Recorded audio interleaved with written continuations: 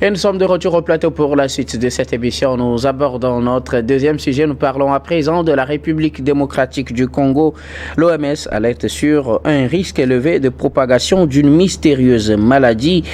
Cette maladie qui sévit dans le sud-est de la République, dans le sud-ouest plutôt, de la République démocratique du Congo. Cette maladie dont on ne connaît jusque-là pas encore le nom. Elle a été signalée pour la première fois le 24 octobre 2024, fin octobre donc. Tout le mois de novembre, elle s'est propagée, faisant au moins 400 personnes touchées et environ 80 morts. Pour le moment, on ne connaît pas jusque-là le nom de la maladie ni ses modes de transmission. On n'a pas assez d'informations sur cette mystérieuse maladie. La semaine dernière, les autorités congolaises ont annoncé l'arrivée d'une équipe d'experts pour faire des prélèvements et aller faire des analyses pour qu'on puisse savoir au moins de quelle maladie il s'agit et comment faire pour l'éviter. Et jusque-là, pas encore des résultats. Et alerté par la situation, l'Organisation mondiale de la santé appelle à l'isolement de la population à éviter des attroupements et à prendre des mesures, ce qu'on appelle généralement des mesures barrières, pour éviter la propagation de cette maladie parce qu'elle présente un risque élevé de propagation, surtout dans cette partie du territoire de la République démocratique du Congo et surtout éviter qu'elle ne se retrouve dans les autres pays. Nous en parlons avec nos invités. Je commence par vous, Firmin Teko Agbo.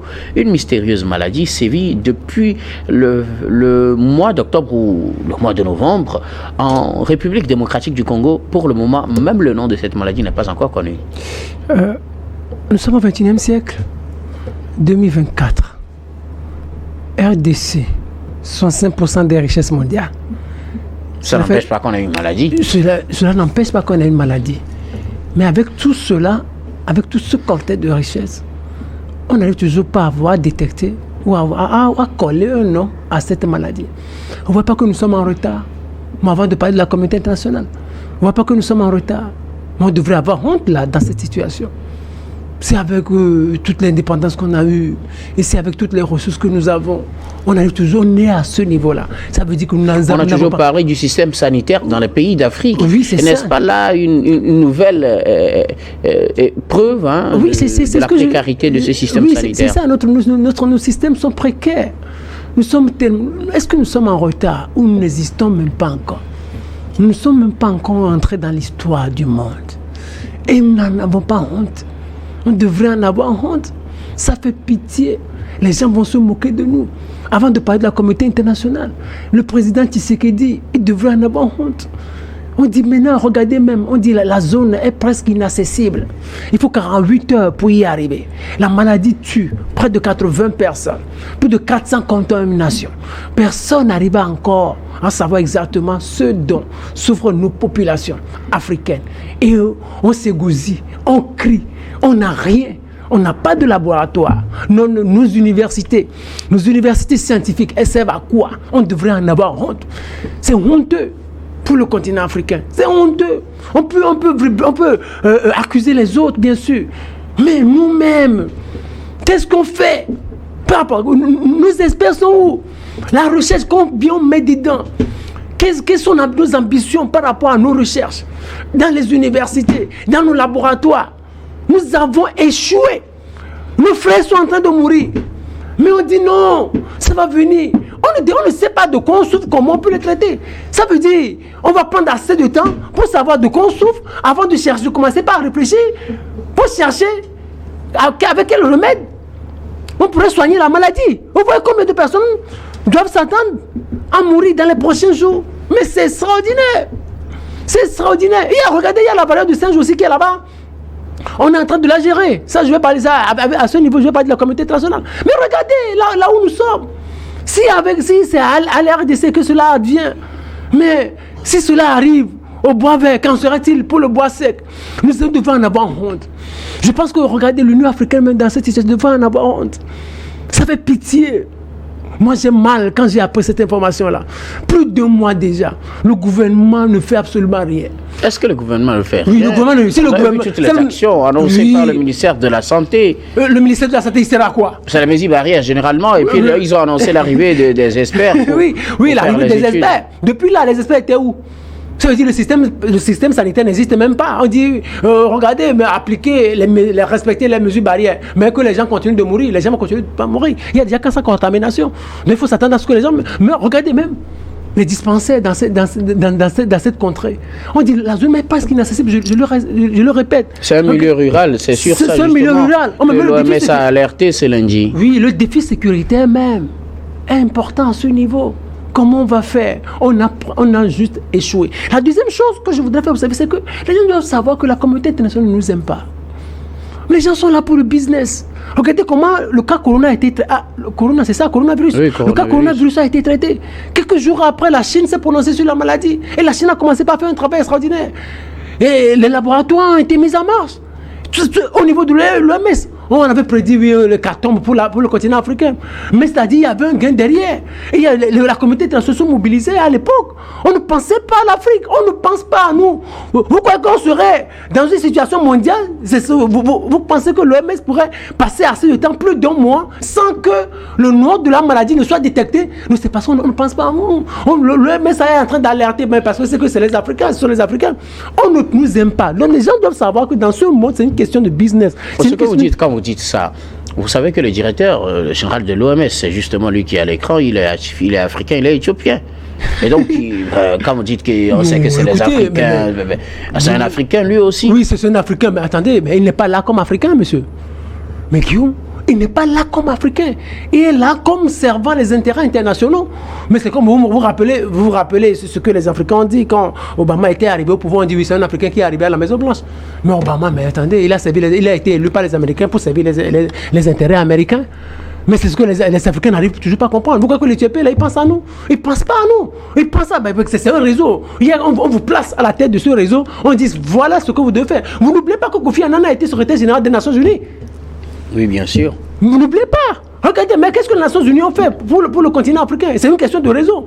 C'est un réseau. Vous êtes à la tête d'un réseau que vous ne maîtrisez même pas. Il y a des décisions qui se prennent quelque part et c'est après vous les apprenez. Je ne veux pas me rappeler ce contexte africain. Et les Africains doivent savoir que la communauté internationale est là pour la communauté internationale. La communauté internationale se sert de nous, à nous de nous chercher pour pouvoir nous exister dans le monde. En clair, il ne faut rien attendre de l'OMS. Non, il ne faut rien attendre parce que les gens ils s'inquiètent. Vous croyez qu'avec tout le dispositif dont dispose l'OMS, chercheurs, en termes de moyens financiers, matériels, on va passer plus de 2 mois.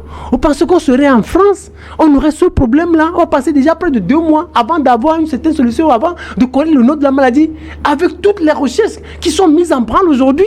On ne pense pas à nous. C'est ce que les gens doivent savoir. L'OMS, on ne doit rien attendre de l'OMS. Peut-être 2 mois, 3 mois, quand il y aura encore des centaines de mois, on va dire oui, finalement, on est arrivé à détecter la maladie. Vous savez, la RDC, c'est un laboratoire où tout se teste, tout s'essaie. On va peut-être cette maladie-là, peut-être on l'a lancée là, on va voir, avec le temps, on va trouver toutes les caractéristiques de cette maladie. On va dire oui, ça a servi, la recherche, ça a servi. Cela est en train de servir à des intérêts en termes de recherche. Une thèse complotiste, vous pensez toujours que c'est dû à quelqu'un, que c'est quelqu'un qui a provoqué ça? Vous savez, c'est le complotisme qui détermine l'avenir du monde. C'est ce que les gens ne savent pas. Nous sommes là, nous sommes manipulés. Il y a des gens quelque part qui nous manipulent, que les gens doivent le savoir. C'est-à-dire, donc ce que vous venez dire sur cette antenne est déjà prévu quelque part par quelqu'un? Non, vous savez, il y a quelqu'un, j'ai suivi une conférence un jour, on dit que lorsque les Nations Unies viennent s'installer dans une zone, ce n'est pas pour la beauté, surtout dans les zones africaines, ce n'est pas pour la beauté des yeux des Africains. Je ne refuse pas. Je veux savoir si ce que vous dites sur cette antenne c'est possible. Est déjà prévu. Oui, moi c'est possible. Regardez.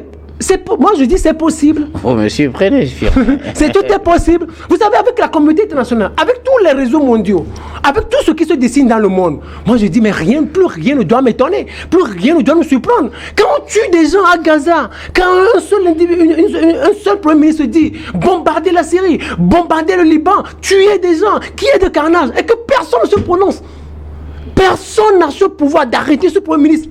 Vous allez dire quoi? Mais ça veut dire qu'il y a des intérêts qui nous dépassent. Caricaturé aussi. Non, regardez par exemple. Moi, vous parlez de Benjamin Netanyahou, oui. C'est pas comme si personne ne s'inquiétait pour lui. Mais attendez, qui a le pouvoir? Ce n'est pas trop ça le sujet, revenons à la... Qui a le pouvoir de l'arrêter? Qui a le pouvoir de l'arrêter? Qui a le pouvoir de l'arrêter alors qu'il y a les Nations Unies? un mandat contre lui. Oui, ce mandat va aboutir à quoi? Les gens savent qu'il ne peut pas toucher à la vie de Benjamin Netanyahou parce que c'est un juif. Bon, vous l'arrêtez, vous êtes des problèmes avec tous les juifs. Non, c'est pour revenir au Congo démocratique pour dire en réalité que ce qui est en train de se passer ne doit pas nous surprendre. Moi, je voudrais que nous quittions le terrain de l'émotion pour aller au pragmatisme, pour dire aux Africains que c'est à nous-mêmes de chercher à revoir notre destin. C'est-à-dire à nous-mêmes de nous reconstruire. On sait qu'aujourd'hui, la RDC, toutes les richesses sont dilapidées, mais les premières autorités de ce pays doivent savoir qu'elles ont assez de défis à relever sur le plan sécuritaire. Sur le plan sécuritaire, sur le plan financier, sur le plan matériel, par rapport à l'avenir du pays. Quelle est cette ambition qu'ils ont pour ce pays-là? Moi, je pense que c'est à ce niveau-là qu'on pourrait réussir à avoir une certaine vision pour le pays, la RDC. Merci beaucoup à vous, Firmin Teko Agbo. J'espère que vous allez parler de votre propre chef et que vous ne serez pas manipulé par quelqu'un. Contrairement à Firmin Teko Agbo qui n'écarte pas cette possibilité. On a fait déjà plus d'un mois avec cette maladie. Elle a été signalée pour la première fois le 24 octobre dans le sud et ouest de la République démocratique du Congo, dans la zone sanitaire de Panzi, dans la province du Congo. Cette maladie, jusque-là, n'a pas encore livré tous ses secrets. On ne connaît même pas encore son nom. Elle a déjà fait plus de 400 victimes, plus de 70 morts, en tout cas bientôt 80 selon les chiffres officiels. Et jusque-là, pas trop de détails. On est toujours dans le bleu. On appelle juste les gens à prendre leurs précautions. C'est cela. C'est ce qui est déplorable. 400 victimes avec une maladie qui n'a pas de nom. Et au finish, on la pourquoi on l'appelle maladie mystérieuse ou inconnue. Mieux vaut lui donner maladie mystérieuse comme nom. Si jamais on ne trouve pas le nom, moi, c'est une maladie mystérieuse et allons maintenant la recherche. Vous savez, comme le disait Firmin, pour, je crois, une des rares fois, je pense que je vais être d'accord avec Firmin sans être alarmiste ni jouer à la victimisation. À des moments, il faut comprendre que nous offrons un laboratoire et on se sert de ce laboratoire pour faire des découvertes qui vont servir ailleurs, pas nous. Vous voyez, c'est dommage qu'on arrive à se faire tuer par une maladie qu'on ne maîtrise pas. Comment est-ce qu'on peut aller en guerre contre quelque chose qu'on ne maîtrise pas? Ça devient encore très, très dangereux. Et moi, je suis allé loin pour dire, les gouvernants africains ou alors les dirigeants africains, à certains moments, quittent l'essentiel de la population pour se concentrer sur l'enracinement de leur pouvoir. Nous parlons des maladies en RDC, mais au même moment, vous allez comprendre que ce qui fait débat actuellement, c'est comment aller au changement de la Constitution en RDC. On n'a pas encore... Non, ce débat a commencé avant qu'on ne commence pas à parler de cette mystérieuse maladie. Non, de toutes les façons, mais ça c'est toujours d'actualité. Cette affaire de changement de la Constitution. Ouais, bien sûr. On aurait pu accentuer tout le débat, alors tout le projecteur sur cette zone de la République démocratique du Congo et va vouloir savoir ce qui se passe réellement dans cette forêt-là. Les scientifiques de la RDC, les scientifiques de l'Afrique du Sud, les scientifiques d'ici, les scientifiques d'ailleurs, alors peuvent se réunir et chercher à comprendre ce qui se passe exactement dans cette partie de ce pays-là pour trouver des solutions endogènes. Je suis désolé de savoir que l'OMS est prête à censurer des produits trouvés par des Africains contre des maladies sans pouvoir les homologuer de temps à autre par rapport à certains de ces critères. Si elle juge que ces produits ne traitent pas réellement les maladies, il est normal qu'elle les censure. Je suis d'accord. Elle est dans son rôle. Ouais. Mais passer des mois ou alors des jours sans pouvoir trouver. Alors, quiconque parle de OMS aujourd'hui parle de cette institution hautement organisée des scientifiques ayant la capacité de cerner les maladies sur la planète entière, alors que cette institution ne soit pas à même de découvrir, de savoir ce qui se passe en termes de crise sanitaire dans une zone donnée, et nous amène à penser, à réfléchir, à rêver et à imaginer des noms. Là, ça pose un problème. Mais si un Africain arrive à trouver une potion, alors ce qui pense être une solution à une crise, l'OMS peut travailler rapidement pour censurer et dire que c'est impropre à la consommation. Pourquoi ne pas effectuer de cette rapidité pour trouver des solutions qui doivent s'imposer maintenant à des maladies qui déciment, je dis bien déciment les populations. On n'a pas dit que cela va commencer par décimer. L'OMS donne l'alerte disant que la maladie, on ne la maîtrise pas, on n'a même pas de nom pour elle, et pourtant, elle continue de tuer. Qu'est-ce qui prouve que les mesures barrières dont on nous parle sont efficaces face à ce fantôme qu'on ne maîtrise pas? C'est là le danger. Et là, je n'incrimine pas que la communauté internationale, Fima le disait tantôt que la communauté internationale n'existe que pour la communauté internationale. Moi, je me pose la question, qui est la communauté internationale? Moi, je reviens sur nous, nous-mêmes les Africains. Nous sommes dotés de très grandes capacités, de facultés, pouvant trouver des solutions endogènes à nos problèmes qui nous détruisent. On n'a pas dit que la maladie est importée d'ailleurs. On dit souvent que la maladie est sortie de nos forêts. Tantôt on nous dira que c'est parce que nous mangeons trop les viandes de brousse. Tantôt on dira que c'est parce que dans cette partie de la République démocratique du Congo, on consomme trop des viandes de brousse. Voilà pourquoi les maladies sortent par là. Ok, mais est-ce qu'on ne peut pas trouver une solution? Les viandes sont faites pour manger. Les animaux sont faits pour être mangés. Alors qu'est-ce que vous voulez nous refuser? Alors les maladies sont là. Trouvez plutôt une solution endogène. Et je crois que les scientifiques africains sont assez aguerris pour faire un travail formidable et refuser d'être un laboratoire pour la planète. Ce qui se passe là, c'est tout simplement qu'on est en train de tuer une maladie et en faire sortir des étiquettes et tourner des grandes firmes pharmaceutiques à travers le monde. Alors, je reviens à vous, Firmin, Dieudonné a effleuré un aspect. Est-ce qu'il ne faut pas aussi penser au mode de vie plutôt des communautés de cette partie du continent? Je veux parler de l'Afrique des Grands Lacs, de cette bande forestière où, effectivement, on connaît le mode de vie qui pourrait aussi peut-être expliquer souvent l'origine ou bien les origines de ces maladies. Vous parliez tout à l'heure de la variole du singe qui n'a pas totalement disparu dans la zone, et à part cela on parle d'une maladie mystérieuse. Entre-temps c'était Ebola. À part Ebola on a eu plusieurs autres maladies qu'on attribue souvent à la République démocratique du Congo. Est-ce qu'il n'est pas quand même venu l'heure de repenser ce qui serait généralement à l'origine de ces différentes maladies parfois mystérieuses comme celle-ci qui font leur apparition en République démocratique du Congo? Vous savez, ça montre que les gouvernants de ce pays ont échoué, c'est tout.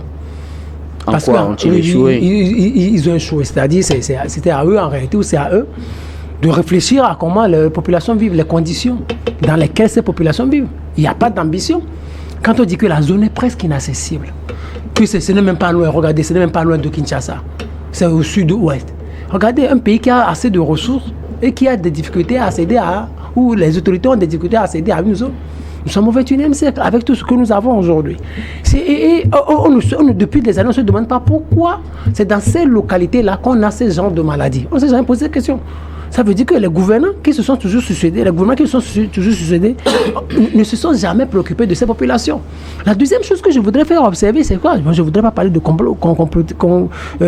système complotiste, mais regardez, les Occidentaux, ils sont intéressants. Et c'est des gens qui réfléchissent. Ils savent comment nous déstabiliser. La zone est tellement riche. Moi, je dirais que la zone est richissime. Alors, qu'est-ce qu'il faut pour nous déstabiliser? Autant on nous déstabilise, autant on peut avoir tous les moyens pour pouvoir nous piller. C'est-à-dire, on nous envoie la guerre, on nous envoie les armes, on peut facilement s'entretuer. On envoie le Rwanda qui aide aussi à jouer le sale jeu. Ouais. Et maintenant, qu'est-ce qu'il faut? Il faut nous envoyer. Ça, c'est à l'autre bout, à l'est. Alors oui, non, je parle de toute la zone. Non, je parle de toute la zone. Je parle de toute la RDC. On envoie le Rwanda qui gère le nord-est, mais ici aussi, mais qu'est-ce qu'il faut? Il faut envoyer les maladies. C'est-à-dire les autorités de ce pays vont seulement, n'auront que des problèmes à gérer, c'est-à-dire comment mettre fin à la guerre, comment mettre fin aux problèmes sociaux, comment mettre fin aux maladies, comment penser assez de temps pour pouvoir détecter le nom d'une certaine maladie mystérieuse. Pourquoi? Parce que maintenant, vous avez tellement de temps. Vous n'avez pas de temps pour pouvoir gérer pour pouvoir régler tous ces défis-là, pour jusqu'à venir penser à toutes vos ressources, comment exploiter vos ressources. Comment on le dit? C'est-à-dire, on nous éloigne, on nous aide à créer de la diversion. C'est-à-dire, on met tout le système en place pour nous aider à créer la diversion, pour vivre dans une certaine diversion. C'est-à-dire, au lieu qu'on s'occupe de l'essentiel, on s'occupe de ce qui n'est pas essentiel. On nous crée des problèmes. On nous crée des problèmes et on nous demande de les gérer. Et après, on vient, on en pour dire non, on va vous aider. On va vous aider. C'est-à-dire, tout ce dont on a besoin, c'est quoi? C'est que nos gouvernants réfléchissent et nos gouvernants soient déterminés à construire une Afrique digne, c'est tout. Nous savons que nous sommes maintenus dans un certain système, dans un certain rôle. Nos chefs d'État n'ont pas assez de mal de mal. Mais il est temps aujourd'hui, en réalité, de redéfinir un certain nombre de conditions. Parce qu'on nous met dans une certaine diversion. On nous éloigne des cibles. Mais c'est à nous de savoir. Mais nos populations, sur le plan social, n'arrivent pas à tenir. Nos systèmes sanitaires sont précaires. Nos infrastructures sont précaires. On n'existe pas dans ce monde. On est dans cet imaginaire où tout recommence toujours. Il n'y a de place ni pour l'avenir, ni pour l'aventure humaine, ni pour l'avenir de ce continent. Parce que tout toujours recommence toujours. C'est-à-dire, on vit au jour le jour. On vit que on continue de vivre au XXe siècle. On n'est pas encore entré dans le XXIe siècle. Les mêmes méthodes que nous avions au XXe siècle, c'est les mêmes méthodes que nous avons. Les mêmes maladies que nous avions découvertes au XXe, c'est les mêmes maladies. On continue de vivre avec les mêmes maladies. Parce qu'on n'investit pas dans les recherches. Vous savez, il y a quelque chose qui m'a impressionné lorsque je lis des choses sur François Mitterrand. Arrivé à un moment donné, il a dit, mais il faut privatiser assez de sociétés d'État. Parce qu'ils ont besoin d'argent pour investir dans les recherches. L'Union européenne, à l'époque, qui était la communauté économique européenne, leur avait dit non, vous manquez d'argent. Alors qu'est-ce qu'il faut faire? Privatiser avec l'argent que vous allez avoir de cette privatisation de sociétés, vous allez investir dans des recherches suffisamment. Et c'est à partir de ce moment-là que la France, dans les années 80, à retrouver un certain niveau en termes de recherche. Qu'est-ce que nous avons? Les recherches sont importantes. Sur le plan social, on n'est pas tenu. Sur le plan recherche, on n'est pas tenu. Et on ne sait même pas là où on va. La communauté internationale, nous ne l'oublions pas, elle est là pour ses business. Elle n'est pas là pour nous. Les gens ne sont pas là pour nous. Les gens sont là pour des intérêts qui ne sont pas d'ici. Nous sommes un terrain de laboratoire. On vient tout essayer pour un certain nombre de découvertes. On nous divertit. On nous donne du boulot. On nous crée des problèmes. Comment nous en sortir si nous devenons patriotes et si nous avons l'ambition de nous en être délivrés? Guillaume Roy. Merci beaucoup à vous, Firmin Teko Agbo. Alors, Dieu donné nous, peut-être quelqu'un qui crée la diversion dans nos rangs pour nous détourner de l'essentiel. Que faire? Investir dans la recherche? Ne faut-il pas aussi s'interroger sur le mode de vie de ces populations dont le territoire est souvent à l'origine ou bien annoncé comme le point de départ de certaines maladies? Oui, je suis d'accord qu'on interroge le mode de vie de ces populations, les populations de cette zone, surtout que de là émanent généralement des maladies qu'on peut qualifier de bizarres et par après on finit par les contrer. Oui, je suis d'accord. Il y a forcément quelque chose qui est la base de ces différentes maladies-là. Quelqu'un serait en train de semer la diversion et autres. Il faut être une marionnette pour être placé et pour être, je ne dirais pas... conditionné par quelqu'un et ne pas réfléchir malheureusement.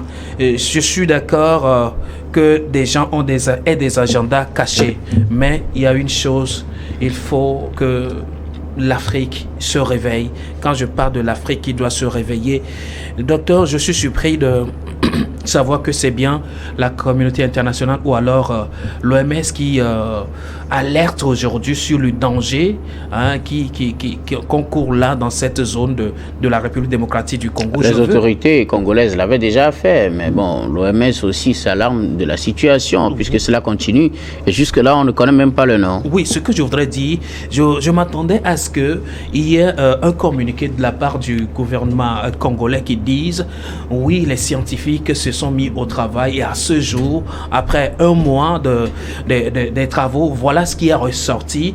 Il est donc interdit désormais à ce que les populations de cette zone mènent ce genre de vie. Il faut arrêter par exemple de boire cette eau parce que les sciences ou alors les études auraient révélé que il faut peut-être arrêter de manger de telles bêtes sauvages parce que les études auraient révélé que jusque-là, tous sont arrêtés au niveau de l'alerte pour dire il y a un danger qu'on ne maîtrise pas. C'est en cela, moi, je dis, l'heure de moi de parler de la diversion, c'est les Africains eux-mêmes qui sont en train de se distraire. Moi, je ne fais référence qu'à la gestion de Covid-19, cette gestion hasardeuse et calamiteuse qu'on a fait de la Covid-19. Et par après, des gens ont choisi plutôt politiser, même certaines fois pour survivre de cette maladie. Et il faut attendre d'abord un son de cloche venant de l'OMS pour commencer des systèmes, des mécanismes à mettre en place. Et d'ailleurs, des fois, on arrive même à faire plus que l'OMS parce qu'on est en train de viser un intérêt derrière. Alors, si on ne peut pas prendre ses responsabilités en matière de crise sanitaire, on va passer encore du temps à attendre et à recevoir des annonces, des dictats de la part de quelqu'un. Et après, on nous dira qu'on est contré dans un système. L'Afrique n'est pas contrée dans un système. L'Afrique a accepté d'être maintenue dans un système. Et il y a lieu que nos gouvernants, nos politiques prennent au sérieux la priorité à ce qui concerne la santé sur tous les plans. Et je le dis, cela ne vaut pas qu'aux Congolais, mais partout en Afrique, même chez moi au Togo, au Ghana et partout. Le système sanitaire est très déséquilibré aujourd'hui sur le continent africain. Les recherches n'évoluent pas. Les universitaires font leurs recherches pour orner peut-être les placards des universités, je ne sais pas. Alors si jusque-là, nous avons des grands professeurs, des grands scientifiques sur le continent et leurs recherches ne peuvent pas nous servir, ou alors les politiques ne peuvent pas donner des moyens aux scientifiques d'exploiter leurs recherches à des fins utiles pour des populations, je ne sais pas ce qu'on est en train de faire exactement. Donc il y a lieu de travailler sérieusement. Je veux entendre que le gouvernement congolais dise les travaux à la fin de compte, ont démontré que dans cette zone, il y a ce problème et désormais, il y a de ces interdits-là. Voilà comment les habitants ou alors les riverains doivent se comporter à partir de maintenant pour limiter les dégâts de cette maladie. Mais là, vous allez être surpris qu'on va attendre jusqu'à ce que l'OMS ne nous brandisse encore un communiqué et le gouvernement congolais aussi va se mettre en exécutant. C'est déplorable. Merci beaucoup à vous tous pour vos contributions. Nous allons marquer la pause pour le journal, puis on reviendra tout à l'heure pour la suite de cette émission.